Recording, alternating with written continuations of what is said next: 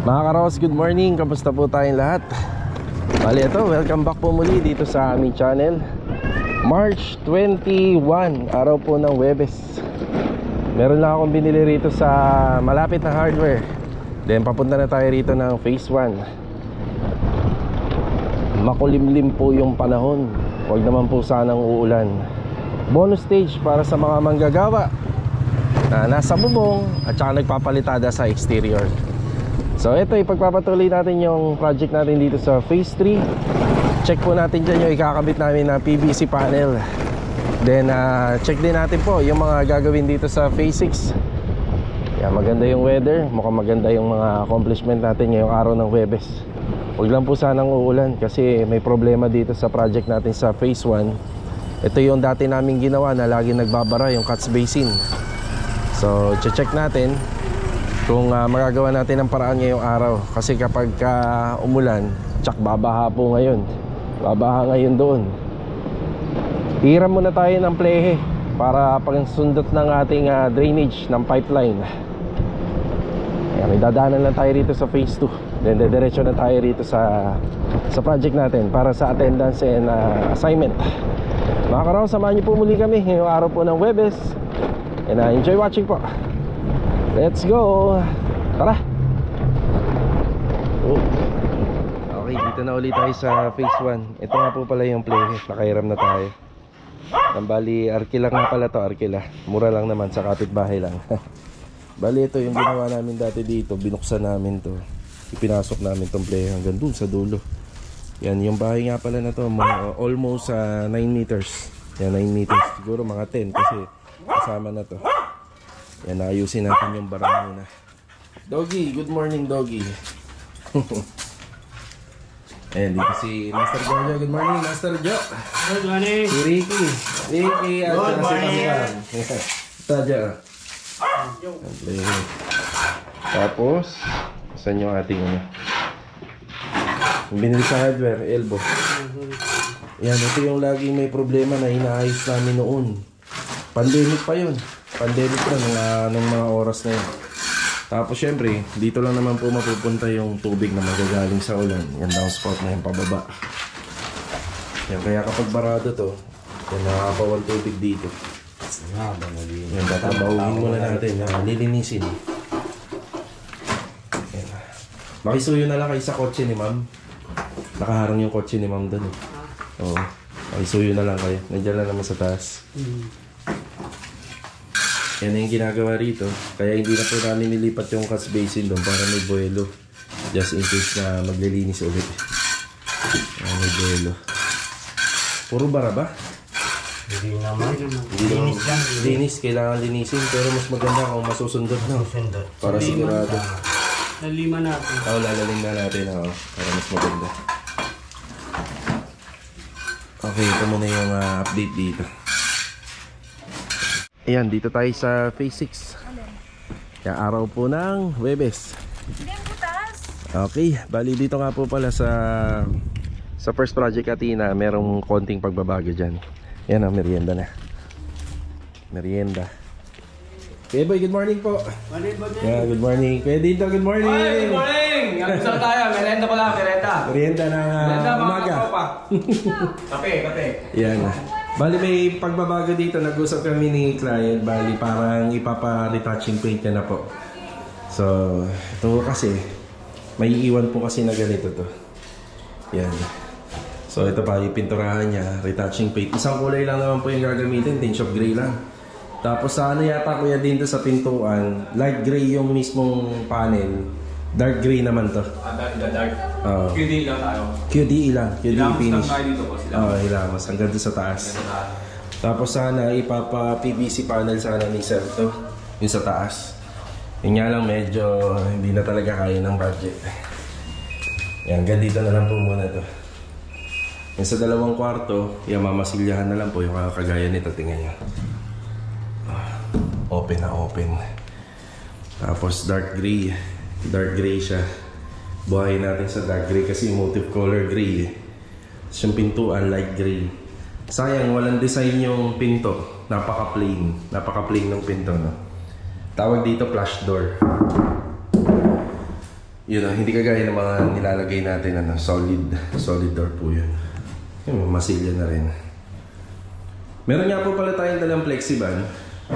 Bago tapingan po to, para makuha natin yung loop na nakaslide po dun sa dulo. Yan na po yung ginawa dyan. Ayan, papansin nyo. Meron po siyang hollow blocks dyan. Sukalo. So hindi na magpe-penetrate yung tubig natin papunta dun sa yero. Ganyan yung ginawa natin, no? 'Di ba, para safe. So para siya nagkaroon ng swimming pool dyan. Pero lilinisin muna yan. Pag nalinis po yan, sobrang linis na, wala na alikabok, papahiran mo na ng flexiban. Tapos pagka napahiran ng flexiban, ile-level po yan, napapunta po dun yung tubig. Ayun sa dulo. Yan, ganun na ganun din ginawa sa kabila. Yan.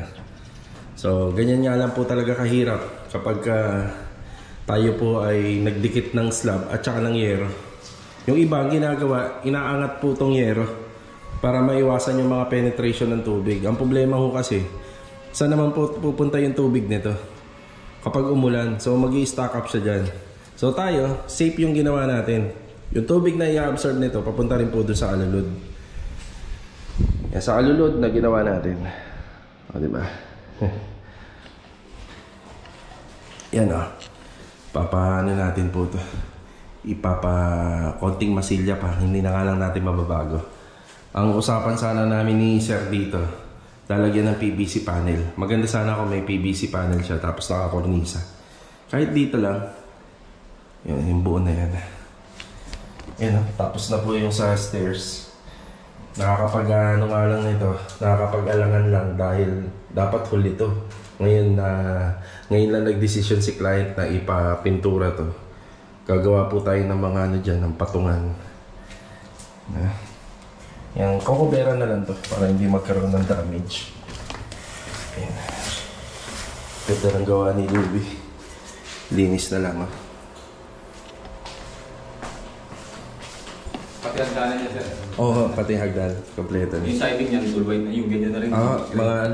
Mga teach of green. Yes. Tapos dito ipapalipat po natin na itong buhangin. Ipapasako na po natin to. Tapos pag nasako, maglilinis dito yung pintor. Wawalisan niya, lilinisin niya para hindi maapektuhan yung pintura ng gate. Wala na silang tubig. Bili tayo mamaya. Tapos ito, mga nakasako na to, ipapalipat muna natin dito. Kailangan natin yung sako. Yan na. Kailangan natin yung sako. Yung iba rito laman graba eh.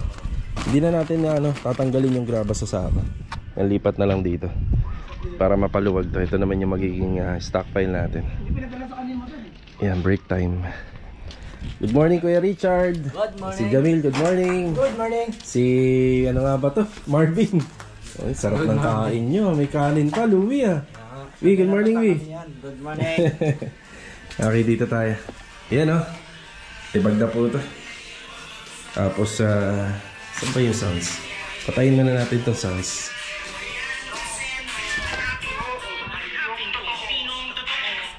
Yan. Para hindi tayo makapiright. Yan. Ito na, masilyahan ulit. Oh. Tapos dito, yung mga tiles. Mag-start na po si Louie para dito sa toilet and bathroom.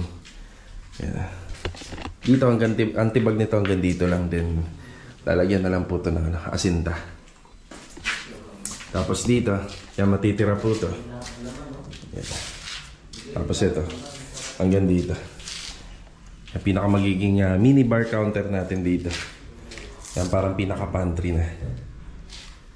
Yan, start na rin po si Louie dito. Yan, may layout na po ito.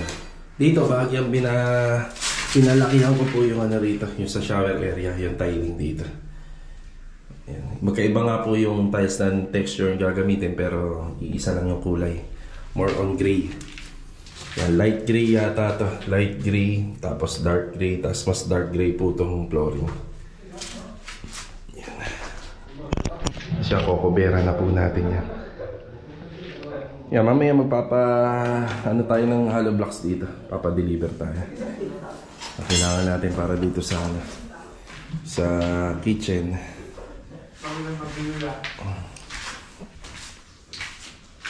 Yan, maluwag-luwag din. Yan yung dining space. Yan.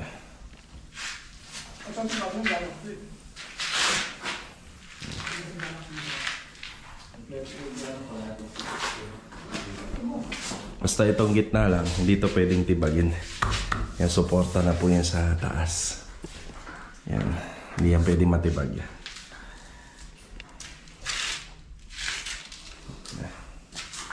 Start na uli sila rito. So ito nga pala yung aming mga pinagtibagan sa loob. Yung sa flooring, tsaka yung tinitibag sa wall. So ang gagawin namin para maisako namin itong buhangin, yan, ikakalat lang muna uli natin dyan yung pinagtibagan para magamit yung mga sako. Siyempre may mga kailangan pa dito. Kailangan natin ng hollow blocks, yung fittings para sa toilet and bath, tsaka mga pintura pa rito. Yan yung mga sikasuhin natin ngayon.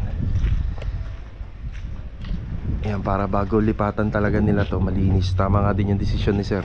Kahit ano lang, ilamos lang. Yan, overall paint. Bali neutral lang naman yung kulay, tinge of gray. Ang matatrabaho lang po dyan yung mga pintuan. Yun lang. Paripin muna tayo ng tubig.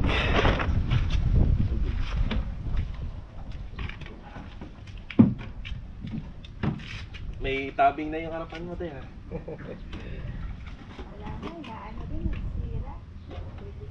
Ano lang, pangontra sa init lang, no? Tayo. Magkakag-ulan, gusto ko nga kung pwede nga lang yero yan, lang.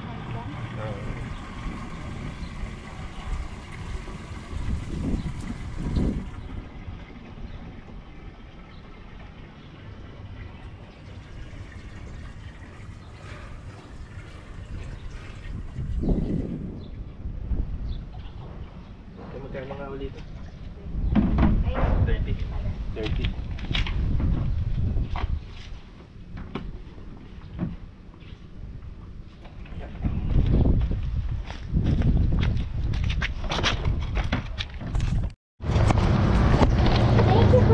Thank you, be. Okay na ba? Salamat. Lagay ko na lahat. Sige. Thank you. Yan. Bali, itong materialis na to doon sa ginagawa nila Master Jojo. Tara. Yan, dito naman tayo. Yan. Opya. Nag-ano na po sila rito. Nagsusundot na. Lumabas na po siya. Ay, ang daming sebo. Kapapasok. Ay, ang dami. Pinasok namin to para makakuha siya. Oo, tama. Pagsundot lang hindi kaya. Yan o, ganyan karaming sebo. Napakadami naman, no? Ayun, baka ba? Diyan. Para kami, dyan, alagang baka. Ano yun? Sebo ng baka, sebo ng baboy. Hindi mo Grabe yun, parang gold bar sa na. tao, no? Kung kinakain mo ito na ulit. Yan pala yun, yung nalalagay sa loob ng katawan na. Yan o. Kailangan po kasi ito walang bara. Okay, Laging may history to na ganito. 2 beses yung boss. Inano pa? Season dati ulit. Nung una, yun. Tapos yung pangalawa yun. Ganun kadami. Oh, sa bagay, yung huling video namin dito, sobrang dami talaga. Ayun na, gusto mo.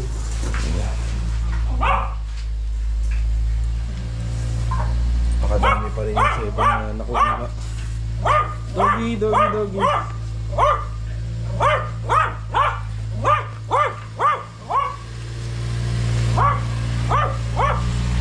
Dito po yun.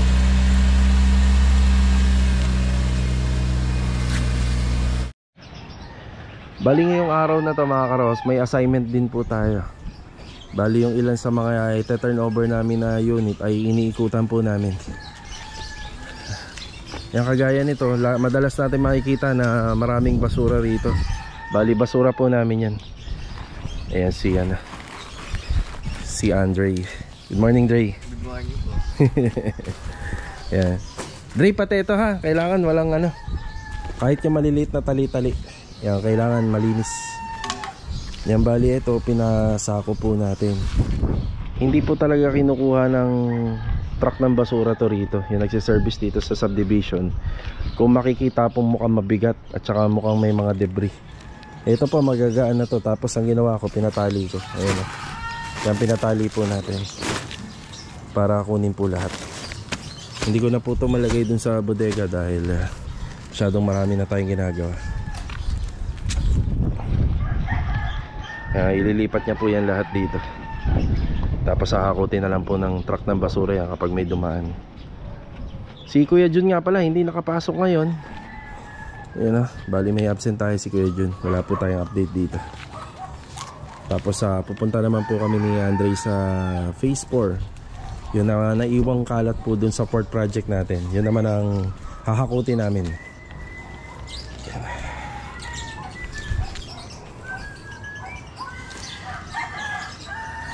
After lang ni Andre rito, hintayin ko na siya. Bibili muna kami ng mga materyales para dun sa third project natin, yung mga nilista namin dun. Sana ganito lang yung weather pag umuulan. Kasi nagpapa-apply na tayo ng Flexiband po dun kanina. So maglit tayo sa phase 3 muna bago mag-break time. Si Bilo, good morning. Good morning. Si Adonis, good morning. Good morning. Yan. Bali, ito na. Yan, PVC ceiling panel. Ito nga po pala yung ginamit namin. Yan. Dito. Bali, dito nauna muna yung metal studs namin. After ng metal studs, nagkaroon na po sila ng blackout. Ayan. In-install na po ito. Ano nga sukat nito? 25 cm? 25. Yan, 25 cm by 2.9 meter. May kulang pa pala kami rito, isang para sa lamppost. Yan, may kulang pa kami rito. Ihahabol na lang. Dahil naman hindi pa masyadong nai-install lahat ng ceiling panel. Ayan, sanang uulan. Yan na. Kasi i-confirm ko kay client owner kung may ilaw siya rito sa gitna or dito lang sa lamppost. I-confirm ko sa kanya ngayon kasi nakita ko yung sa plano niya parang dito yata nakalagay pero may abang na. Yun ang nakalimutan yun doon. Wala tayong abang doon.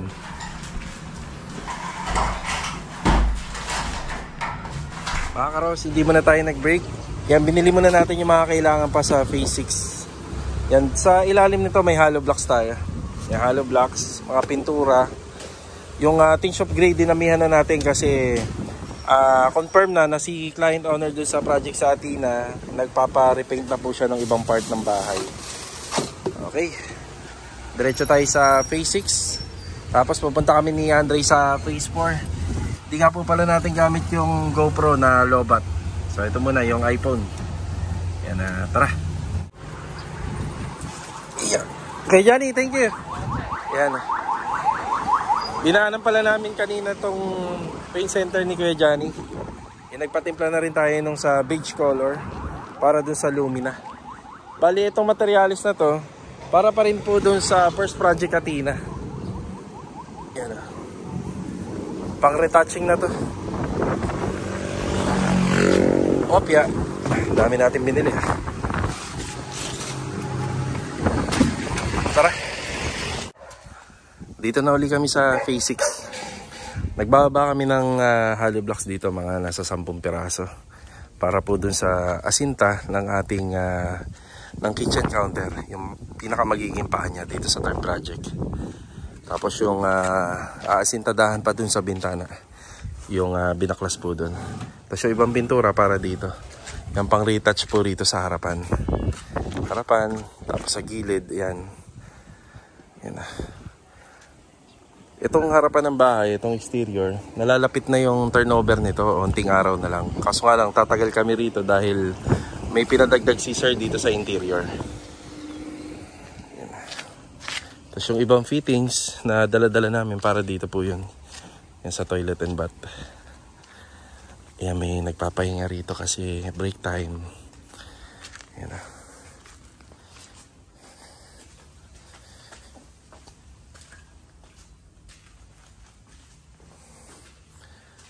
Yan, bali ito, asintadahan pa namin to. Tapos ito may matitibag pang konti. Yan, sakto na po yan. Sa pagiging kitchen counter na lang ito. Yan, matitira na po yung gitna. Ito yung ibang fittings na dala pa natin. Yan, yung sa PPR din. Mamaya dadaling ko yung ano rito. Shower set para masukatan na ni Louie. Yan, Talaga matitibag talaga to kasi ang lalim ng mga abang nung sa lumina. Yan, babaguhin po natin lahat yan. Tapos naturo ko na rin kay Louie kung ano yung mga tiles para po rito. Yan, break time, break time. Tapos yung hollow blocks dyan po yun, tsaka dito. Yan dyan banda.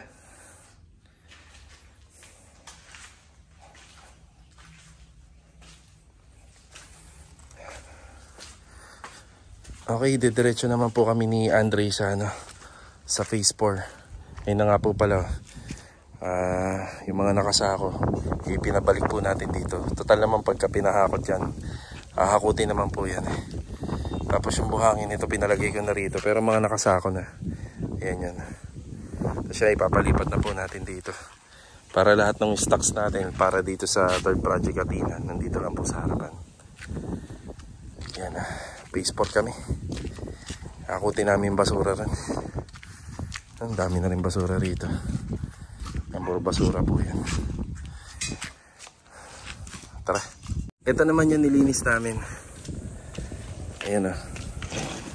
Dati medyo masagwating yan to kasi after pumahakot po yung mga panambak, iniwan po yung mga basura. So itong mga basura na to, siguro naman kukunin na po ito dahil puro ano na lang po ito. Mga magagaan. Wala na po itong mga bato. Ayan, mga magagaan na lang po yan. Iwanan na po natin to dito. Doon mo na lang, Dre, sa may gutter. Sampa mo doon. Ayan, tapos yung mga karton, dinala na lang po natin.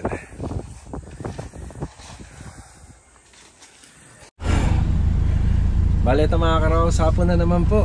Ayan, magbibigay na tayo ng final update. Pero bago po yun, shoutout muna kay Sir Jeff Limlingan at saka sa asawa niya na si Ma'am Crystal. Also sa kanilang mga anak na sila Gian at Bunso. Yan, God bless po sa inyo and ingat po palagi. So ito, diretso tayo sa phase 6. After natin dito, punta naman po tayo rito sa phase 3. Tara!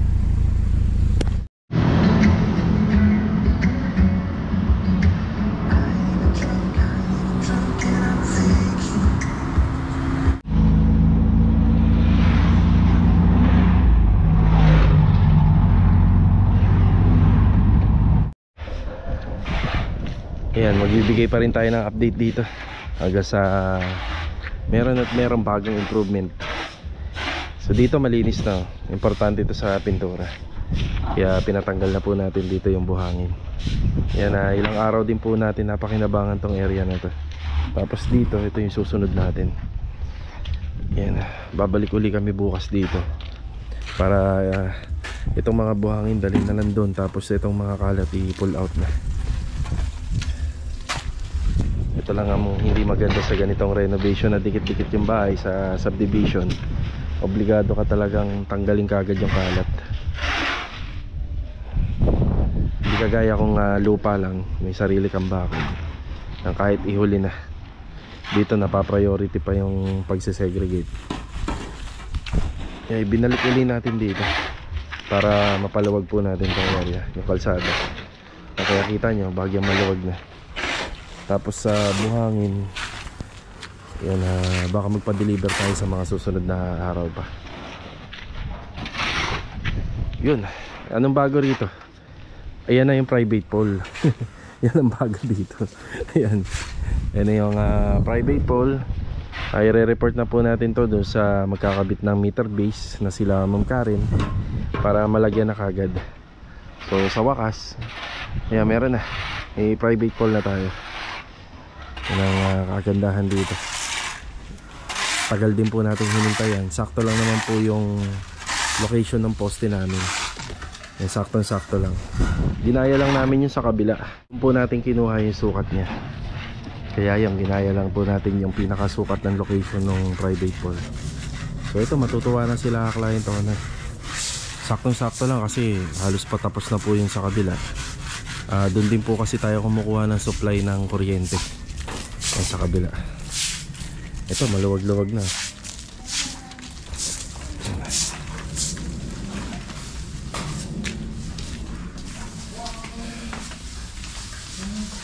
Yun, mga nasinsil dito or natibag. Tapos diretso plastering po yan. It's kay Richard. Yan. Yun sakto lang. Sakto lang pagbaba rito. Nakausap ko si client owner, gusto niya daw na pati ito sana tanggal. Sa bali binigyan na lang po natin siya suggestion, hindi po natin natatanggalin to kasi salo pa rin po yan ng taas. Yan ganyan lang po talaga. Kasi ito yung tira.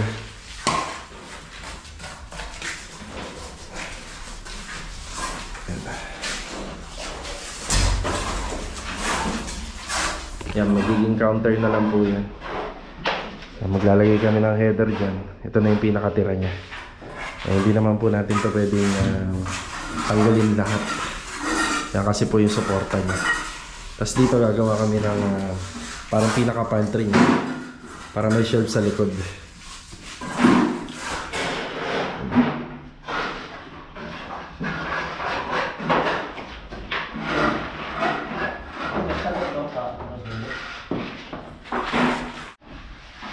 Yan, may asinta na rito para sa kitchen counter.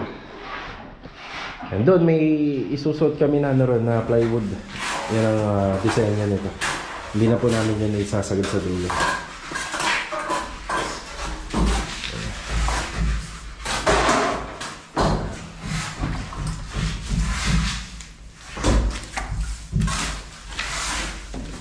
Tapos yung mga nabakbak din. Yan.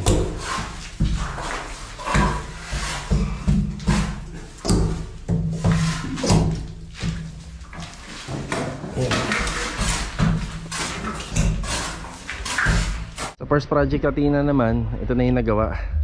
Ganda ng pagkaka-flexible na. Purong-puro. Pati dito sa taas.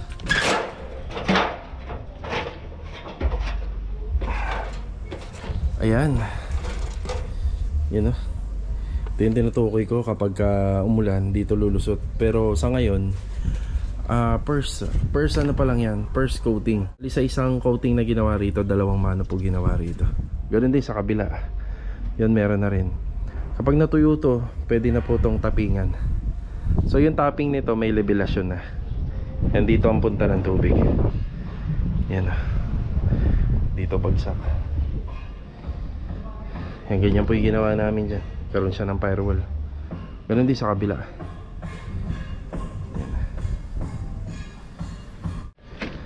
Yan meron na rin to. Tapos dito rin sa third project na Athena natin.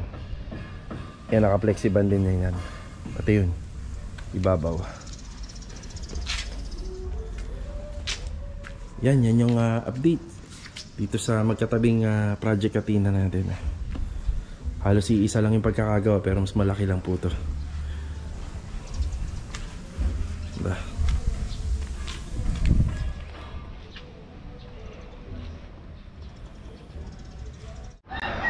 Ayan, final update naman tayo dito sa project natin sa phase 3. Ito nga po pala yung PVC panel na ginamit po namin.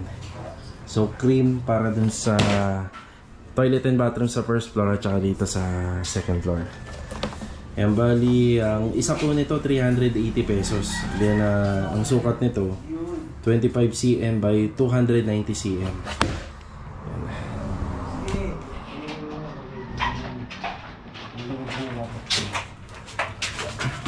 Ayan, dito naman sila nagkakabit. Yeah. Yan yung malaki log na exhaust. Yan yung mas malaki. Yan, bali nag-provide si ma'am ng sarili niyang exhaust pan dito. Yung tatak yata nito, Inco. Tama ba? Parang Inco. Yan, tapos 4 na pin light. Tapos sa taas, ito. Yan.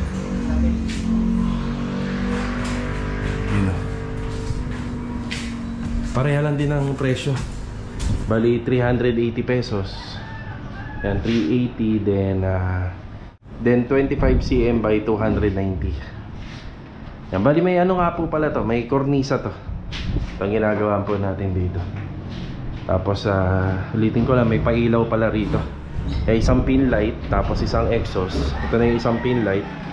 Tapos ayun naman yung para sa 3-way na pendant light. Tapos ito yung sa water closet. Sa water closet niya dito sa ibabaw may lamp post. Yan, bali habol na lang yung linya. Tapos dito naman sa partition, napag-usapan namin ni ma'am, dito banda sa gilid yung ilaw, ihahabol na lang po yan. Yun o, 4 na pin light. Ayan. Ayan, 4 na pin light. Tapos isang ano rito, isang center light. Center light. Tapos dito isa lang center light.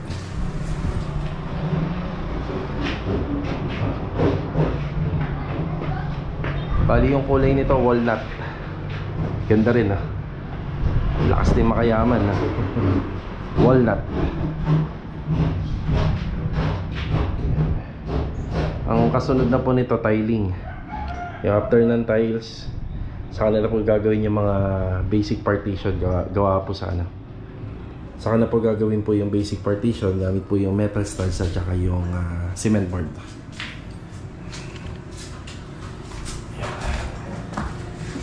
Ayan, kisame dito sa project natin sa phase 3.